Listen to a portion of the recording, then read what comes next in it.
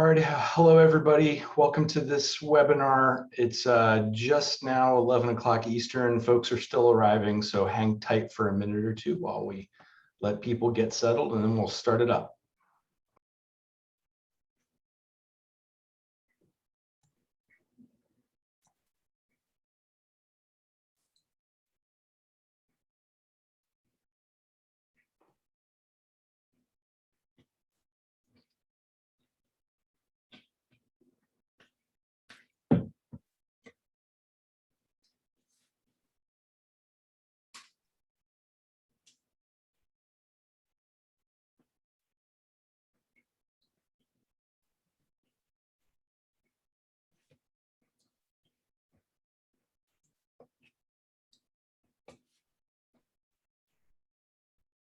If you're just getting here, we're going to give another minute or so as folks arrive.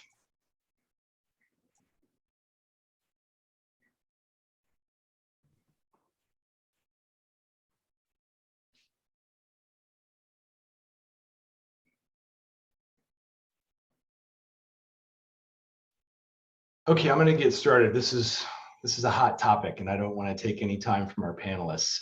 So if you're just joining, we're recording this, and if you miss anything, we can share it with you later. But first of all, welcome to this President's Forum and JFF Special Learners First webinar on short-term credentials. I want to thank the President's Forum and JFF for hosting this. I'm Paul Fain.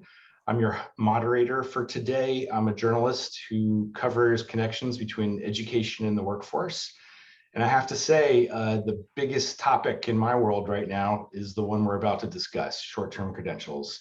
The data, polling, surveys, and my interviews with community college leaders, I'm hearing more than ever, working learners want to quickly earn a credential that will pay off in the job market. It's been a building demand for years, but the pandemic has really accelerated that interest.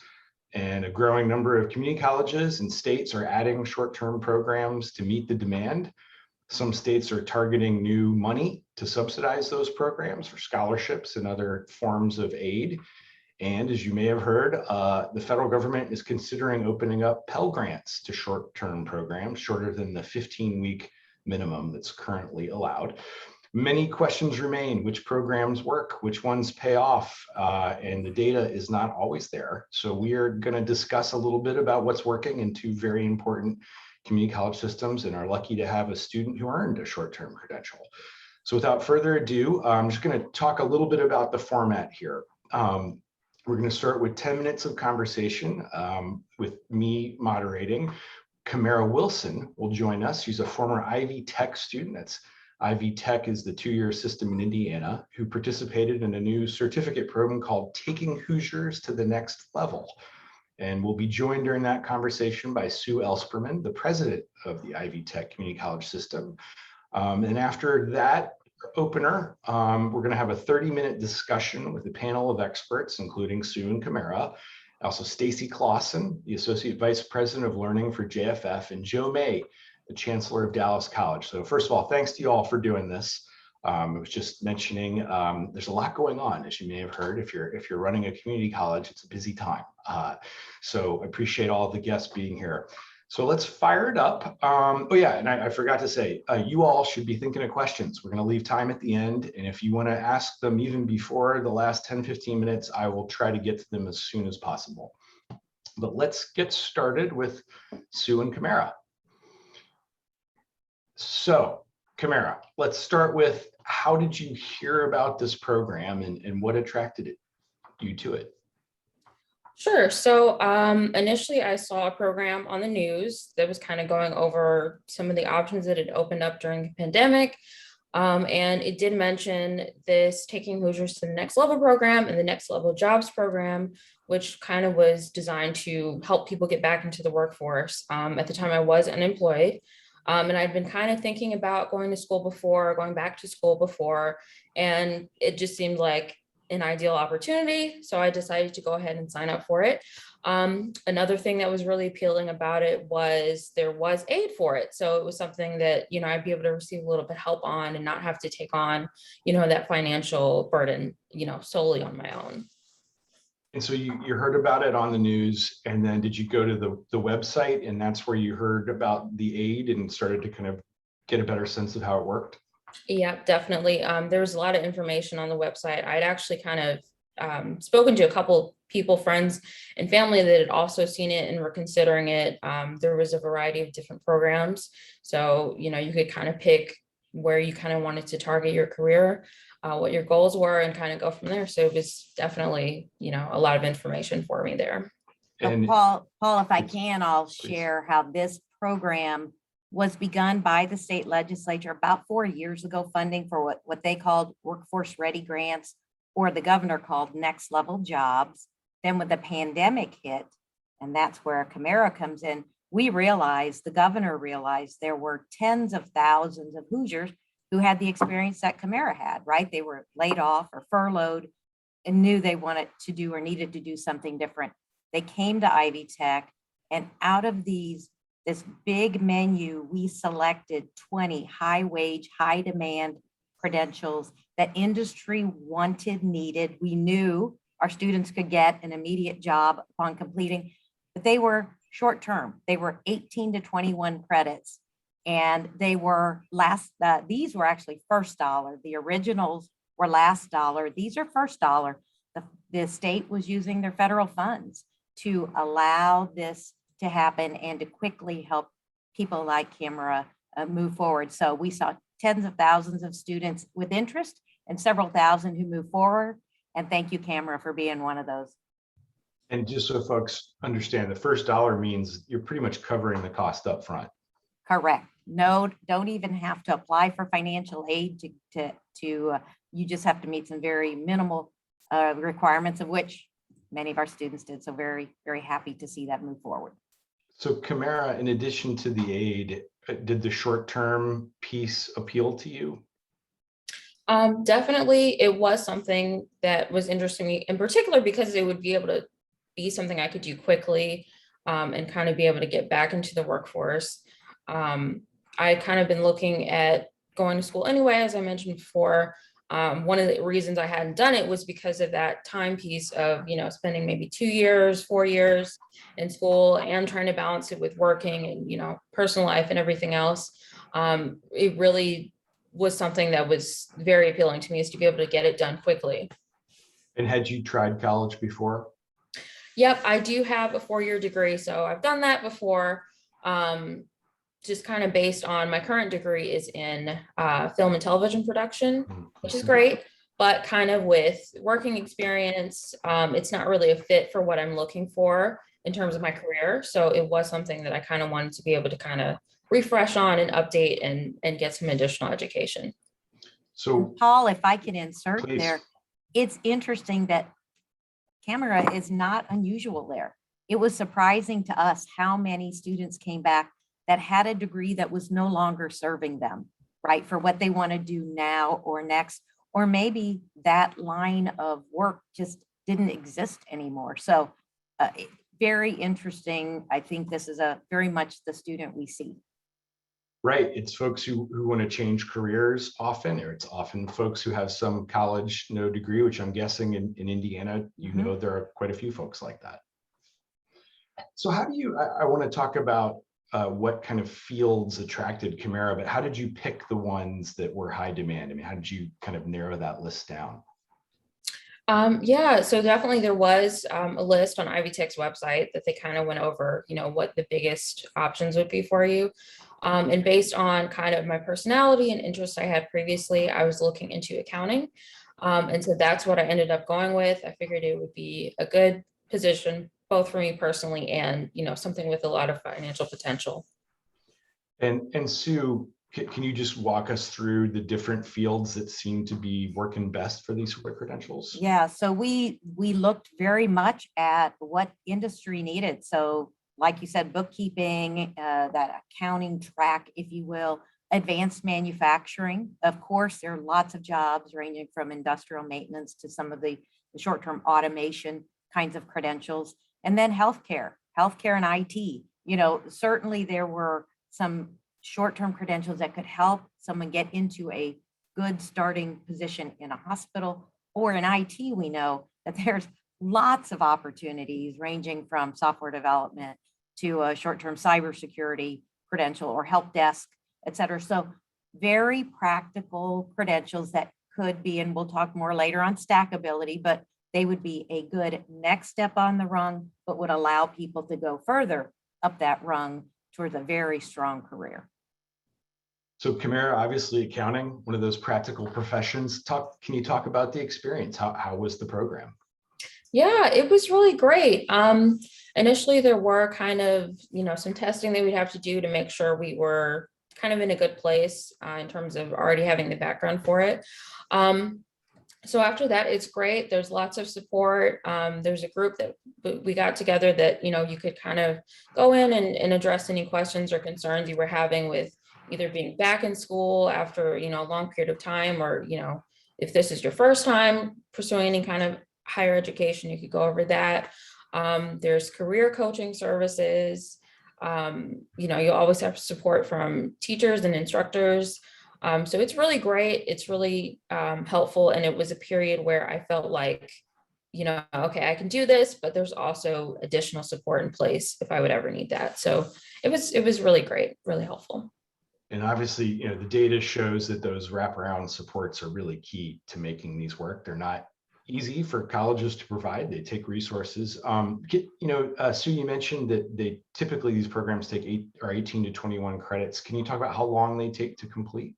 Yeah, I saw that in the chat and said, if you did it fast, which was 2 8-week courses each 8 weeks, you could be done in 6 months. 9 months was very typical on that. But that's 2 8-week. That's 12 credits a term. So that would be a pretty full time. And as I talked with, I think, Camara, you as well as others, many students said that's pretty fast. If you've not been in school for a while, that's pretty full time. And many, if not most, were working as well as they went through it. So we would pace it at the student, but the version that we were doing was really to try to encourage people who are unemployed to get back in the workforce. So time, as we know, time is the enemy of college students, particularly adult learners. The sooner we can get them into the workforce, into that better job, the better for them.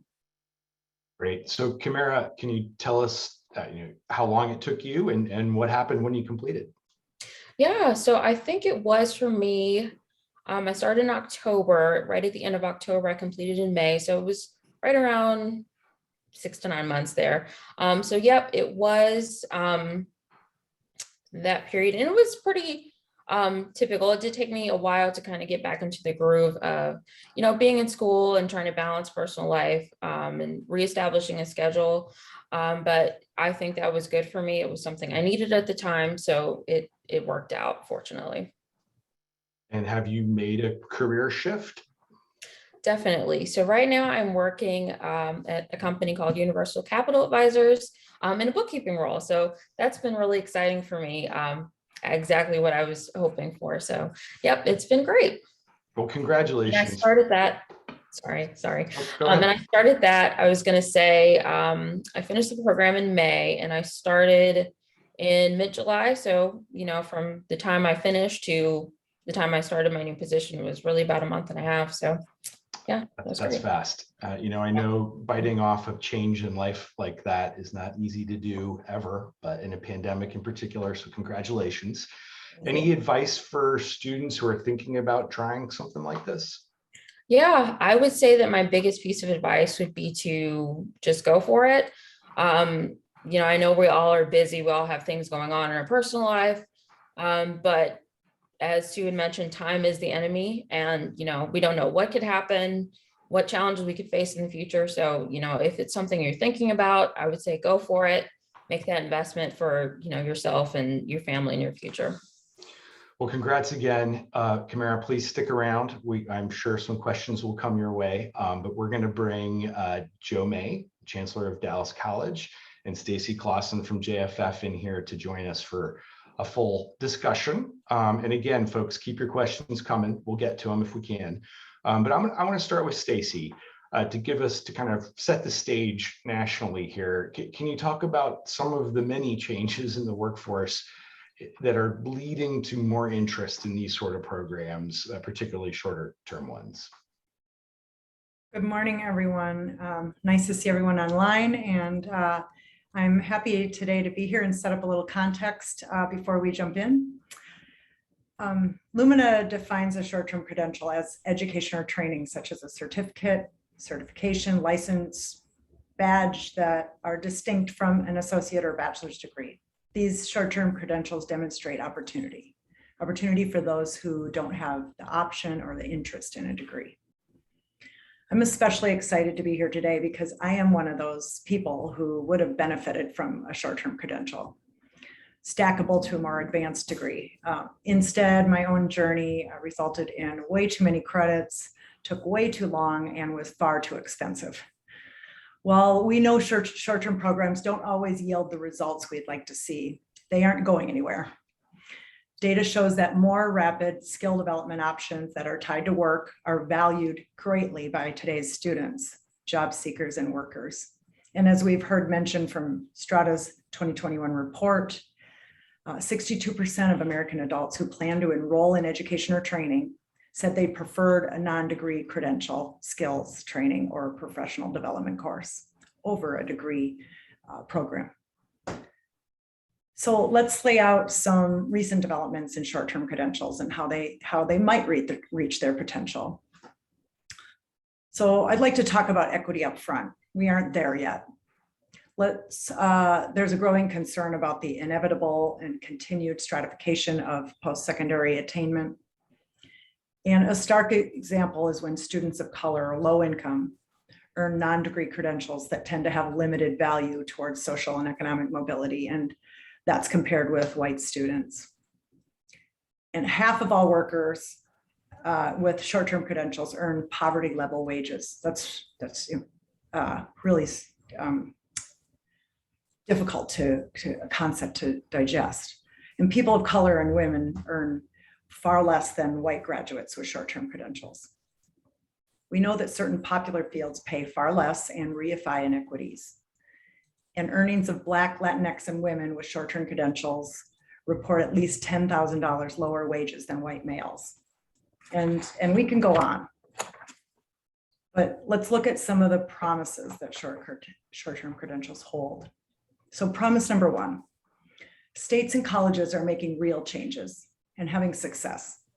Over the past year and a half, states using stimulus resources have created statewide short-term programs. So for example, Michigan, Louisiana, Florida, Hawaii, but institutions are also using their own resources to create short-term programming. I think it's worth calling this out to demonstrate the national trends happening and understand that the demand is there. Hence why stakeholders and local organizations are investing in these short-term programs. Even 4 years are talking about workforce programming. We'll hear some examples today from our colleagues at Ivy Tech and Dallas College. It was wonderful to hear from Camara. So let's talk about promise number two. Cross-sector partnerships are resulting in more clear, relevant, and personalized pathways. Employers are working with community colleges and CBOs to align competencies such as work-based learning and wraparound supports, as Paul mentioned. For example, Skill Up Coalition is a network of 60 organizations working to align resources for upskilling and career supports. We know that nonprofit organizations like Year Up, Empower, and Merit America are seeing numbers growing big, supporting more people toward jobs. And 110 is a new network of organizations upskilling 1 million Black workers. IBM is partnering with community colleges to offer its skills build courses and badges. So we see these cross-sector partnerships, although not new, are accelerating with the pandemic and are resulting in real change and support for students and workers. Promise number three, policy advances connect practice to real change, such as the Jobs Act, which we all are familiar with, moving to expand Pell to offer short-term programs, or statewide quality standards, such as those from Louisiana through the National Skills Coalition.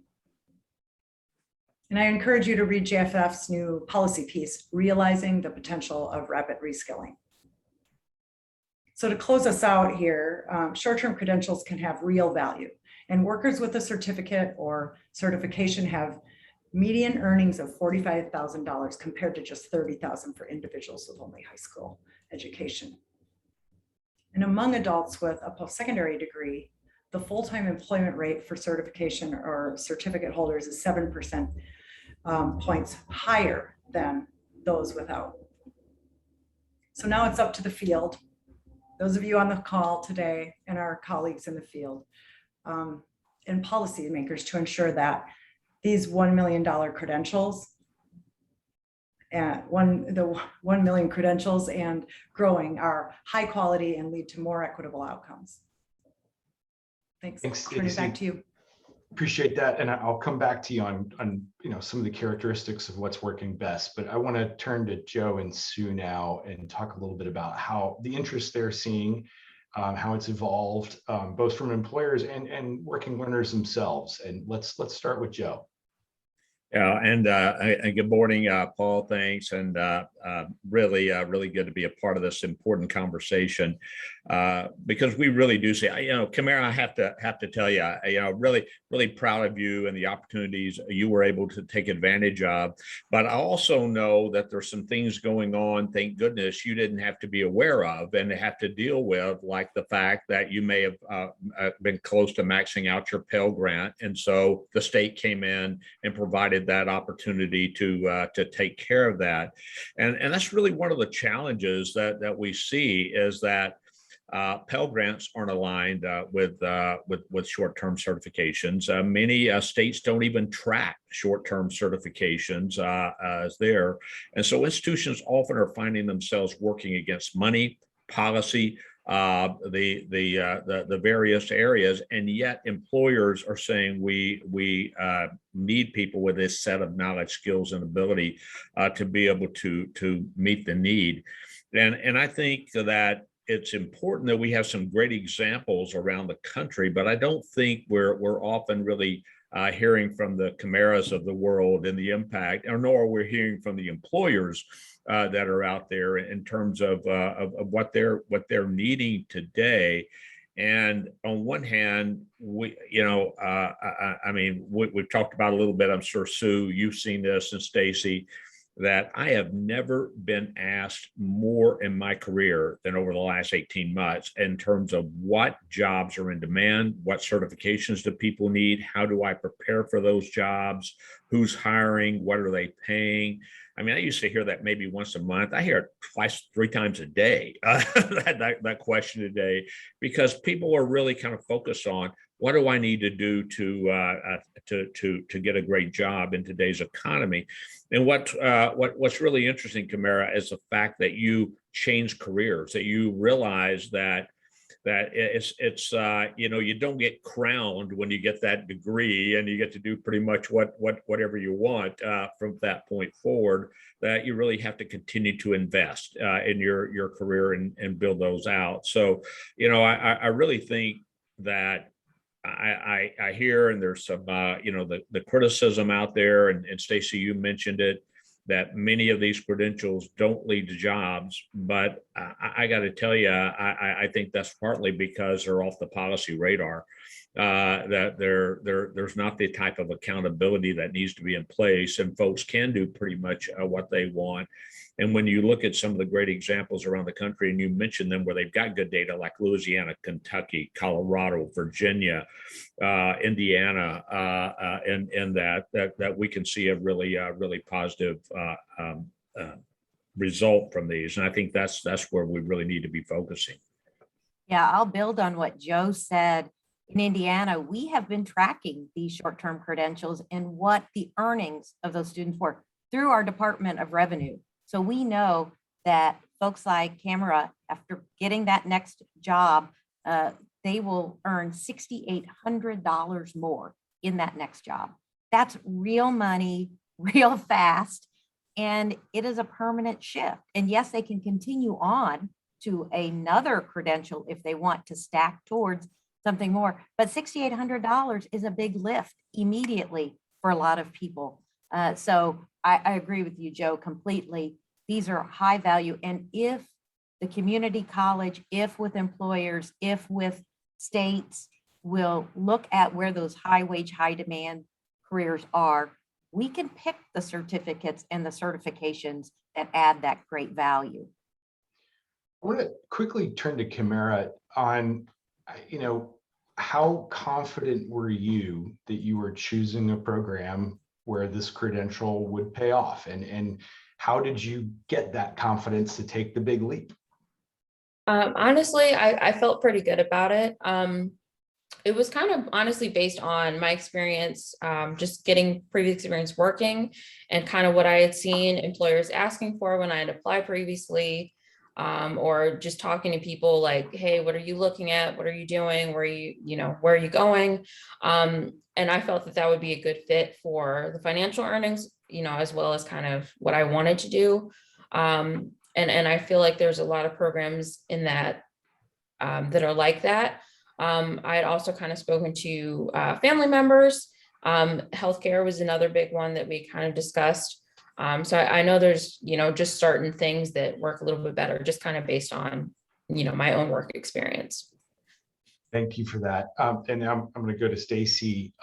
In terms of program design, and Joe mentioned accountability in this space.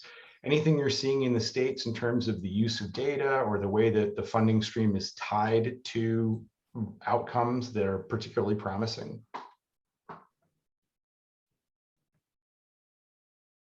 Well, we are seeing a lot of money come into these short-term credentials, and it was alluded to, but CARES funding has really beefed up not only the volume of short-term credentials, but the attention, and I hope the quality of those short-term credentials.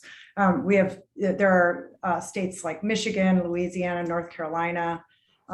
Texas's Reskilling Support Fund grant program is one that provided $46 million to support completion of these programs.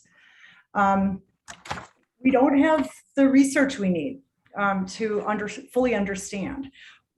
It's coming, but and based on the pandemic, we know that that's important research we need to do based on the increase in these short-term credentials. We do have pockets of positive results. Automotive industry shows students do achieve 2 or more short-term stackable certificates, and Virginia Community College did some research that adults who return for additional training see a 7% increase in wages, just like Camara referenced, and they're more likely to be employed as well. Great. Joe, you mentioned, well, first of all, how much you're hearing about this and the payoff in the market, but the employer demand piece, we don't hear from them as an industry as much as maybe we should. Can you talk about how employers are responding to the demand and the production of these credentials right now? Yeah, and I think that's an important question. I noticed some of the questions coming in kind of related to how do we determine what industry needs and what's out there. And I do think that this is an area where colleges, leadership particularly, kind of needs to really be out there and engaging with these leaders. One of the things, I'll just give you an example, Paul, where some time back, I was speaking to a group of virtually, but a couple of hundred company leaders. And I just simply made the statement that what students want are to enroll in a job, that they want that kind of connection like Camara is talking about to get right into it. Well, that resonated with the employers. My email blew up following that with requests. So we want to do that. So we ended up with several of these groups putting together stackable credentials. We call ours True Pathways. We've identified them in areas, every one of them tied to an employer, whether it be logistics, mechatronics, robotics, IT support, cloud support, telehealth. business and accounting, all of these areas, we have employers hiring people in those jobs. So that connection we find really matters, and it's with great confidence we can tell students where the jobs are and what's out there. And we're seeing that growing. Our goal is we, many of our students aren't like Camara. They don't already have degrees. They don't have the are already working. They're generally way underemployed and struggling there. Getting them that certificate often can get them into a great paying job while they continue to work on their associate degree and bachelor's and other degrees, and not to discredit or to demean any area, but I was talking to a student who was mowing lawns and now is working for the Federal Reserve Bank with a Google IT professional support certification for $53,000 a year. Big shift in their income and life trajectory because of pairing with the employers. Now we use the normal folks out there that we're to kind of prospect with Burning Glass, and now they've combined with MC and that merger, but Shamira and others. That gives us directionally where we need to be going, but ultimately we talk about our labor market intelligence. The intelligence is the boots on the ground, talking to people, because you can get the labor market data, but ultimately you've got to make those contacts. Just quickly, Joe, you brought up the Google cert. Interesting development in the space. I mean, this is a big player in a big industry designing its own credential and then working with community colleges to add a credit component. Is programs like that, are they designed for folks to be working while they earn it, I assume? They are. Of course, that was a great partnership, Stacy, with JFF that we were able to do with the Google certification. And the beauty of it is that they can work while they go to school in these jobs. And we've really designed the programs with that in mind. They get the certificates first with the idea that they are going to work. And then we've designed the program around those needs. And we've done that now in about a dozen areas. And we continue to add that so that you get the certificate up front, like in logistics or like in telehealth. You can go to work in that area. But we also tell our students that many of these certifications have a shelf life. And if you don't really build for the long term, eventually, while they may be in demand now, they're going to be replaced by something else in the future if you don't build out your a longer term credential or degree. Well, let's stick with that. Obviously, you've all mentioned stackability. I think it's safe to say nationwide, we haven't really had a lot of examples of stackability at scale. The concern being, as Joe said, that entry-level credential might not have a long shelf life, or folks might get stuck without really a career, get stuck in that entry-level job. How do we do this? How do we build pathways that really work, that folks can continue to chip away? And let's start with Sue and then Stacy. We're probably approaching a decade into this stackability where our applied associate degrees are all stacked from a CT, usually 18 to 21 hours, to a TC, a technical certificate, which would be 30 hours, up to the 60 credit applied associate degree. And we're finding that we have many four-year partners who will take it right from there on into a four-year degree as well.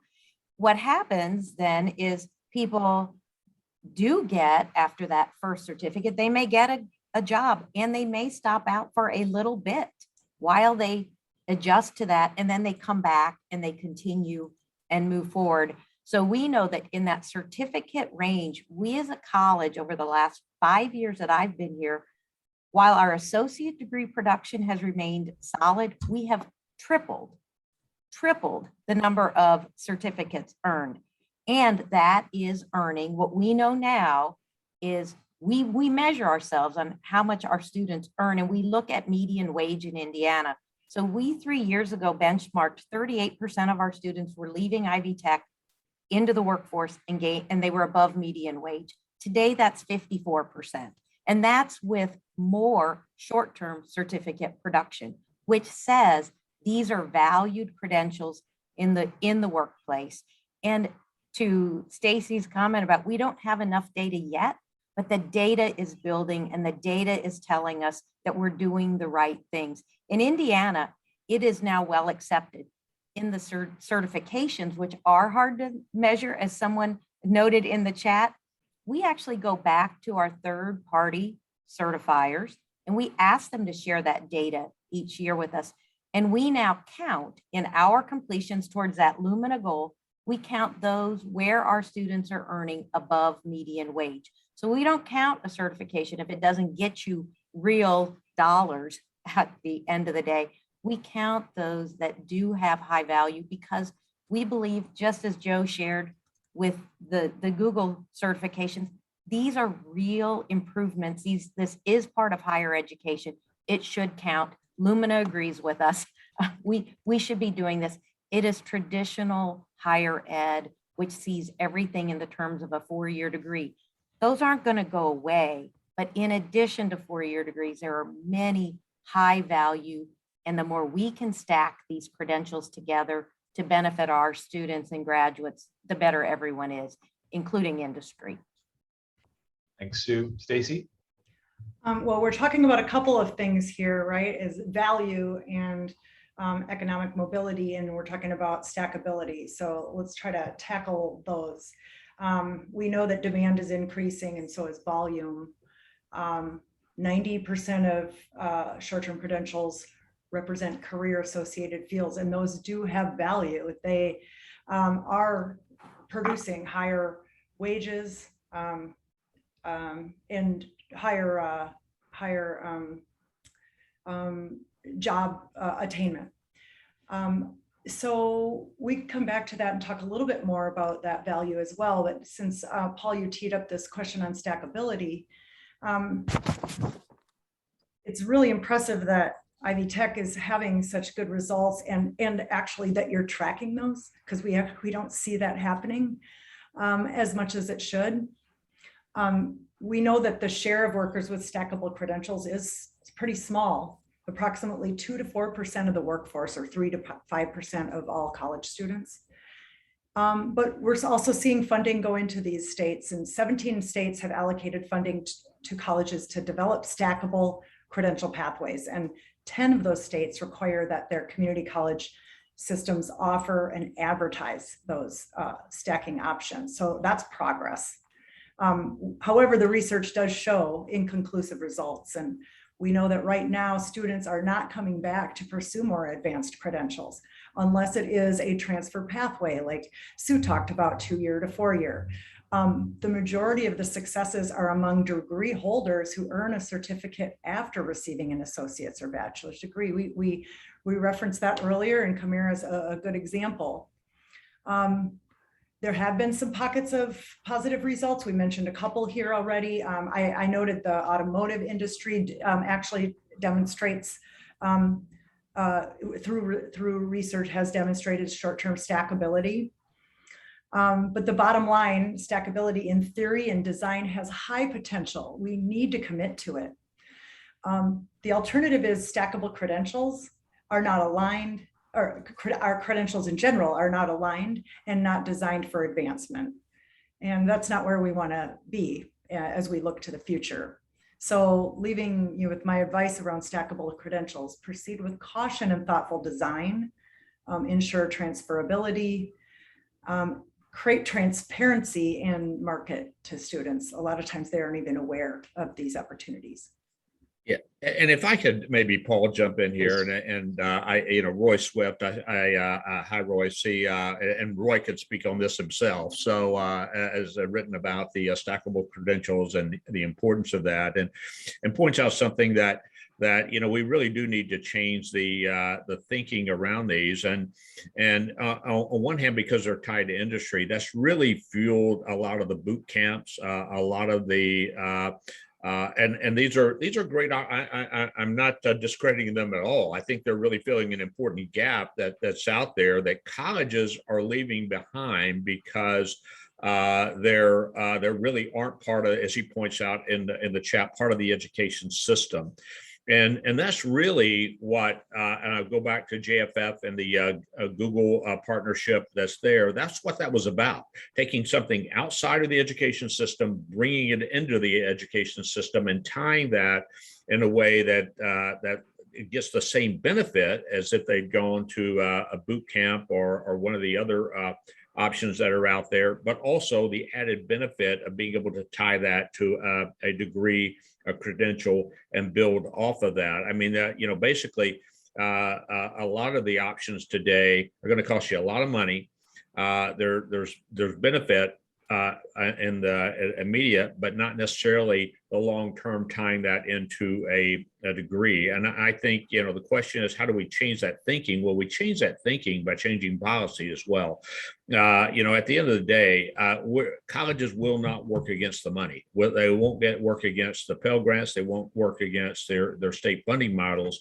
Places like Indiana are in a great place. And Stacy mentioned what we did in Texas, but that was really a Band-Aid, quite honestly. That was a one-time plug that in, get colleges involved with no long-term strategy. It was kind of a one and done model. And what we really need is a long-term type of approach, so that this is part of how we think about the preparing people for workforce, for colleges, and for life, and weaving those together.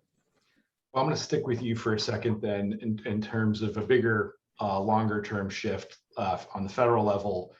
Who knows what's going to happen, but it seems like we're getting close to opening up Pell Grants to short-term credentials.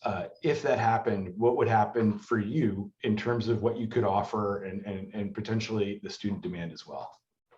Yeah, I think immediately, what we end up having to do now is package them into short-term credentials into a larger degree. Well, a lot of students really can't see that far down the road. And so that what they really want to understand is, and it would allow us to market that credential and that job. We go back to so many of the students, we use the phrase here internally, want to enroll in a job, and enroll in a career. I mean, they really want to understand that direct connection from where they are to a better life, better opportunities, and the benefits of that. And so many times the way we have to frame our degrees, they're great, but it requires a view of the future that just far too many students that we serve in Dallas just don't have. Life circumstances have caused them to have to be a lot more focused to the immediate needs and the immediate future. How do I feed my family now, and deal with the issues of today? So that's where I really see it. We continue to use, Paul, the term workforce Pell. We want to be clear that this is really about putting people to work, and we think the accountability needs to be around that's exactly what needs to be happening with these resources that allows people to get a great job. Absolutely, yeah. Looking down the road is tougher than ever right now. Let's turn to Sue. What would happen in your state if you had short-term Pell Grants? Well, we are already working on micro credentials through a skills academy model, working with the Education Design Lab. We think it's got to happen. So Joe's exactly right. Right now, we build up to that short-term certificate, which is longer than it needed to be, but we're embedding. But we're going to continue to break things out. We're going to continue to look for alternative funding models to test out, improve out the systems. And then believing that, I think that short-term Pell, workforce Pell, as Joe called it, is in our future. It is the right thing to do if we are responsible. And yes, there does need to be accountability. We have that accountability within our state system. Why can't we do that at a national level? We have the ability to measure these things. We're not afraid of accountability. I know Joe isn't. We do it all the time. We just can't let the old systems or old experiences, models get in the way of doing the right thing for where we are now and for our students. with the rapid change of technology, look, the reality is, even if you have a 4-year degree, as we saw here today with our student and Stacy and Joe both noted, we have lots of adults needing to come back with 4-year degrees and beyond. I can tell you in that taking Hoosiers to the next level, you'd be surprised how many had masters and PhDs in that program, but they needed this additional credential to be relevant, to be of value in today's economy. And it's up to us to figure it out. And I think if we have to pull the nation along, we'll pull it along till the policy happens. But we thankfully, CARES Act and some of the current situation we're in has allowed us to do some things to provide some funds that hadn't been there. But in Indiana, like in Texas, our governors have been willing to commit those. And I think industry as well. We have lots of good industry partners who are looking at new ways of doing tuition reimbursement, and they are not tied to Pell. You know, that's good if it's there, but they will do it on their own if necessary. So I think we're going to need to move forward, but boy, wouldn't it put some wind in our sails if we had some national change on this policy. And thanks for JFF for the great leadership you're providing there. Let's bring Stacy in here and focus on equity when it comes to these questions. We could talk for a couple hours about this, I know, but as policymakers are looking to open up Pell to short-term programs, and as providers are looking to create more of these credentials, what do they need to be thinking about in terms of and really making sure from an equity standpoint that you're increasing access and folks' access to careers? Well, we know that volume and breadth doesn't necessarily result in equity. So all of these new credentials that are out there are not actually benefiting the learners and workers that we're intending them to benefit. And we know these things. So where do we start? How do we tackle this? Paul, you mentioned earlier the wraparound supports. It's tough work, but that's where we need to start if we want to support equitable results.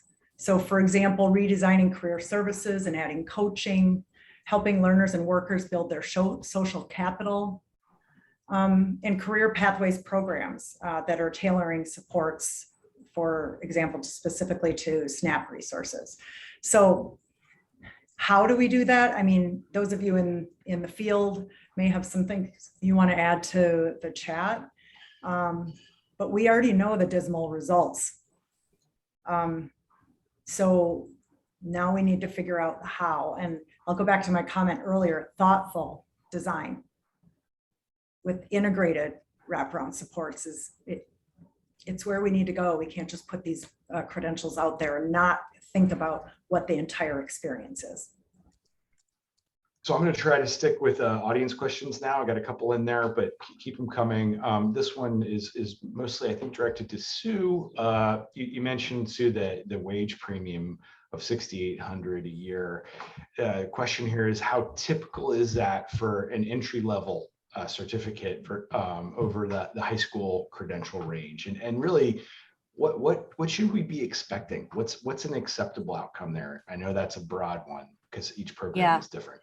You know, we've made one of our college metrics, that very metric, that is that our students will be earning, 80% of our students, in fact, will earn above median wage when they leave us. So we believe median wage is a good indicator, right? It's going to move up as our students complete and go out there, we're raising it on ourselves.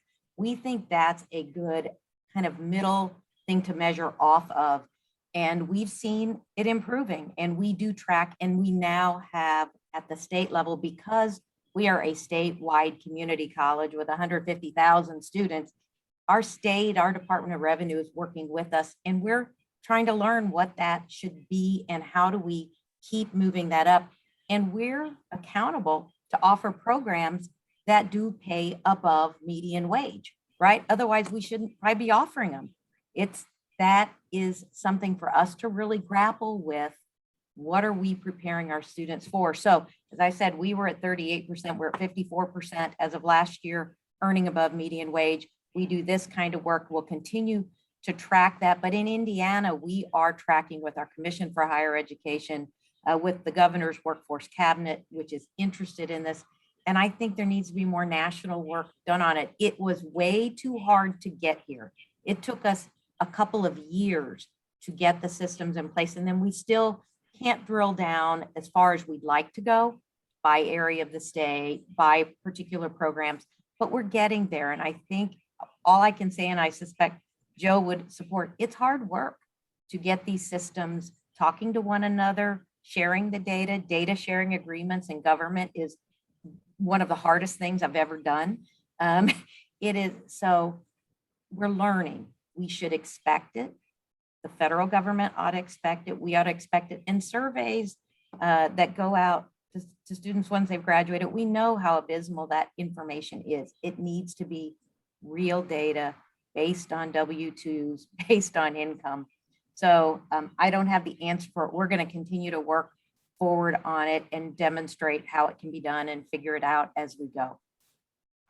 Thanks, Sue. So Joe, we've got a question that Stacy referenced in the chat here about using current college students as coaches for short-term learners. You know, I know that some community colleges have partnered up with nonprofit groups. One I'm writing about this week out of Chicago, 1 Million Degrees, does volunteers from employers to help students with career coaching and completing their program. Any ideas in Texas for how to, you know, offer those supports without, you know, the 62 billion that the feds are talking about, you know, without that money to really do it?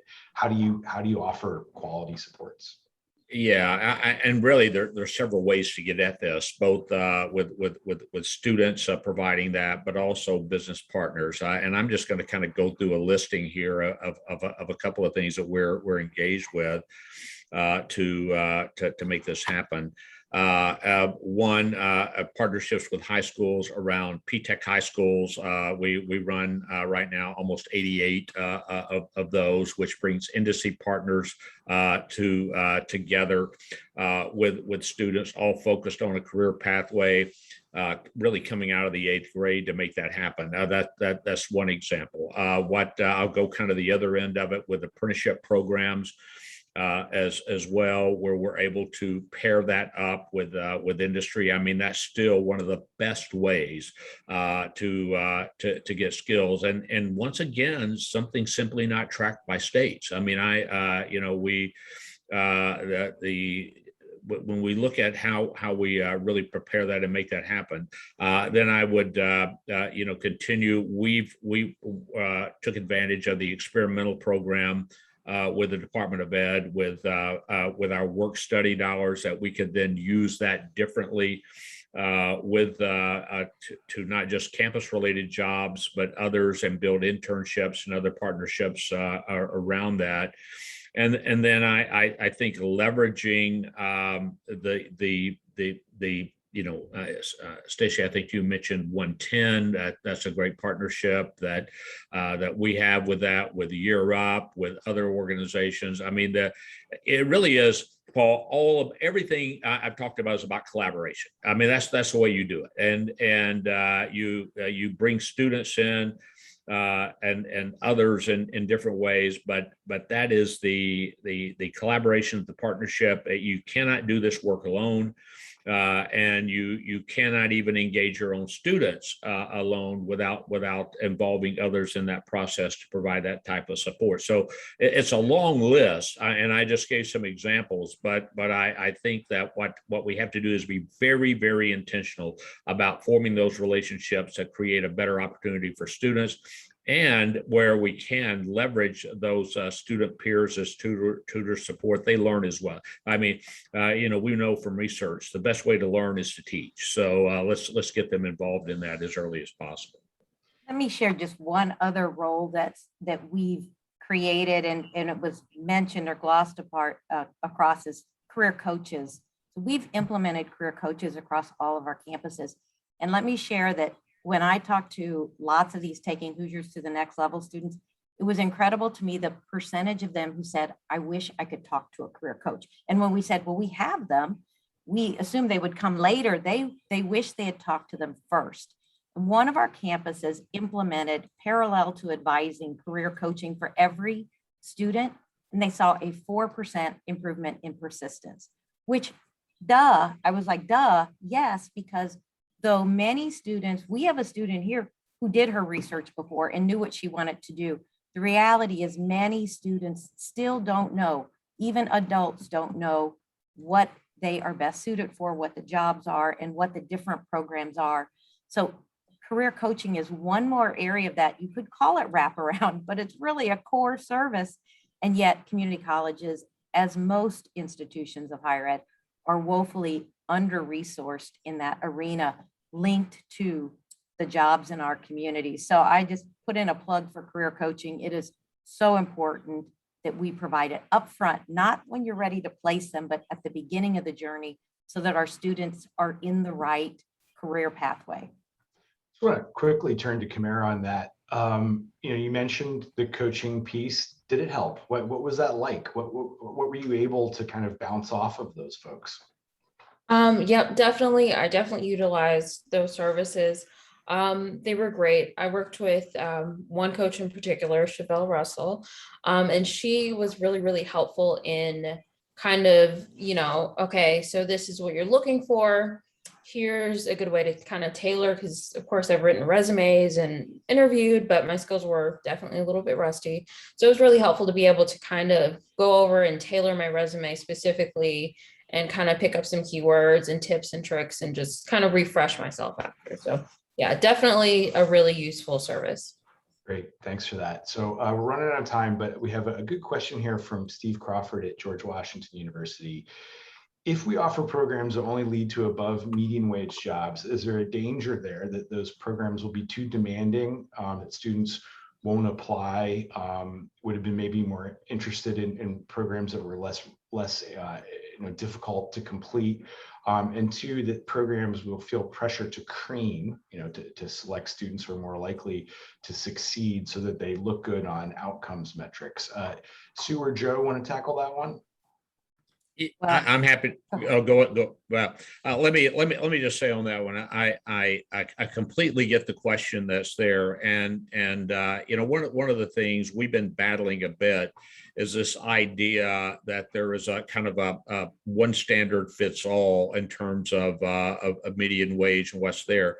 Listen, if you're unemployed or making minimum wage, any increase is a benefit to you and to your family in the short run. So I really think it's going to somewhat be relative to where we are. What we're trying to do is move people, in many cases, out of poverty into a better life. Others who are underemployed into a better job with the same goal in mind. So I'm a little bit leery of some of these approaches that just want to have a bright line in terms of what the wages need to be. I mean, I want everybody to make as much money as they possibly can and to be able to get the benefits of that. But we also have to acknowledge not everyone is a place where they can start that pathway, and we just need to face that. I think as a reality. Yeah, and Joe, likewise, in Indiana, we said our North Star is 80% above. We know that not 100% will be above median wage, but we want to push ourselves to not settle and to know that we're here. We believe that the economic prosperity of our students is something that we're responsible for, right? We're here to help them. Well over 90% of community college students come back because they want a higher paying career, right? So to not admit to that, it would not be truthful either. So it is important that we help meet everyone where they are, but we shouldn't be ashamed of saying we're driving for these higher wages. We expect these to be the outcome with our students. Well, Paul, I would add one thing before we close on that, because although no credential is easy, we do find that the most return are in fields like automotive manufacturing, law enforcement or security, and construction. And then next are computer science and business. And then surprising, healthcare and administration, although can create advances, don't have quite as much return. So all of those areas are accessible to students. And as Joe said, it depends on where they are when they come in. So if we can meet them where they are, provide them those examples and opportunities, then we can see that incremental advancement.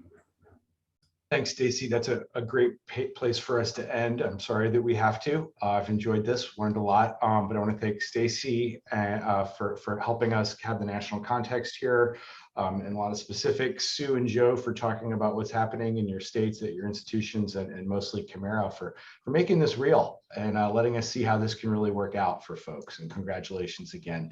Thanks to all of you for attending. I think there's going to be a recording you can get from this, and all of you who attended will receive an invite to the President Forum's fourth Learners First convening, dubbed Innovating Around the Learner Experience, which will look at how technology can help meet the needs of learners. That's going to be September 22nd from 1 to 5 p.m. Thanks to all of you. Hope you have a great day. And that was a great session. So if we could give folks a virtual round of applause, now's the time. Cheers all. Thank you, Paul. Thank Thank you you. very Thanks, much. everyone. Thank you.